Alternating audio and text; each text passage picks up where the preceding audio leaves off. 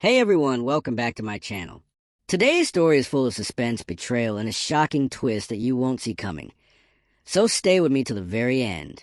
It all happened at a corporate party, a glamorous, crowded event filled with sparkling lights, polite laughter, and the faint hum of jazz music in the background.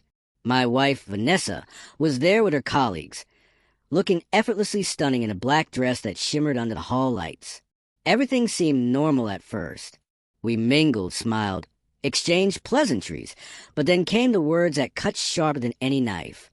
She turned to me in front of a few people, her voice casual but deliberate, and said, "You know, you're just my boyfriend." I froze. Just a boyfriend. Not my husband. Not my partner. Not the man who had stood by her through years of challenges and celebrations. Just a boyfriend. The words hung in the air, a mixture of mockery and subtle dismissal, and the room seemed to shrink around me.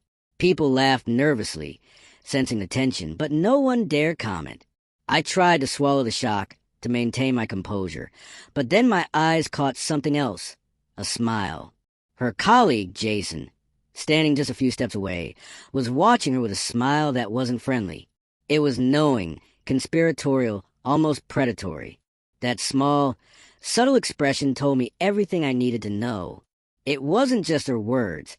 It was the arrangement behind them. My mind raced. For weeks, I had sensed something was off.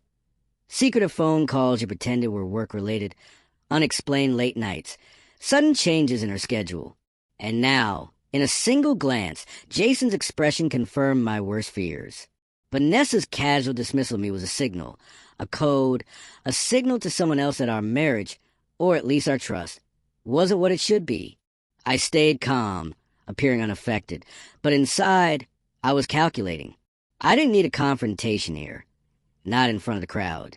I needed proof, observation, and the right moment to act.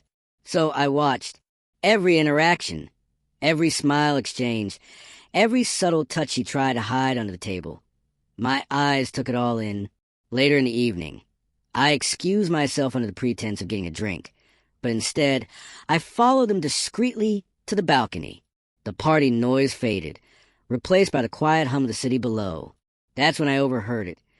The whisper of words I had hoped never to hear. Vanessa and Jason, just a few feet away, talking in hushed tones, laughing, sharing moments meant to be hidden. They weren't aware I was there, but I didn't need to be seen. The evidence was right in front of me. I didn't confront her then.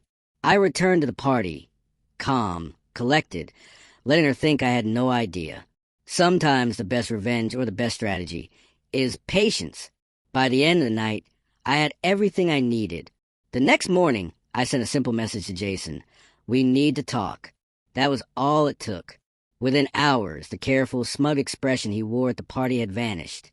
Vanessa, too, realized that her game of subtle mockery, of treating me like just a boyfriend, had consequences she hadn't anticipated. I arranged a private meeting, not out of anger, but to expose the truth. I laid out what I had observed, the interactions I had noticed, the patterns of secrecy. Vanessa's confident facade began to crack. Her casual dismissal, her public mockery, her hidden alliances, all came crashing down in front of me.